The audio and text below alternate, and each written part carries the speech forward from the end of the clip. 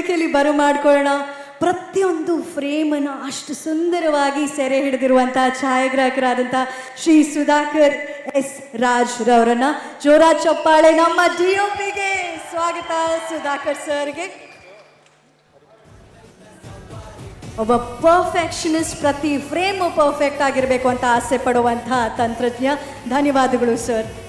ಇನ್ನು ಪ್ರತಿ ಹಾಡಲ್ಲೂ ಮೋಡಿ ಮಾಡಿರುವಂಥ, ಪ್ರತಿ ಸೀನ್ನಲ್ಲೂ ಒಂದು ಮೋಡಿ ಮಾಡಿರುವಂಥ ಸಂಗೀತ ನಿರ್ದೇಶಕರಾದಂಥ ಬಿ ಹರಿಕೃಷ್ಣ ಸರ್ ಅವರು ದಯವಿಟ್ಟು ವೇದಿಕೆ ಮೇಲೆ ಬರಬೇಕು. ಅವರು ಸಿನಿಮಾಗೆ ಸಂಗೀತ ನಿರ್ದೇಶನ ಮಾಡ್ತಿದ್ದಾರೆ ಅಂದರೆ ಆ ಹಾಡುಗಳೆಲ್ಲ ನಮಗೆ ಪಸಂದಾಗಿರುತ್ತೆ. ಅಷ್ಟು ಅದ್ಭುತವಾಗಿ ಹಾಡುಗಳಿರುತ್ತೆ. Thank you sir.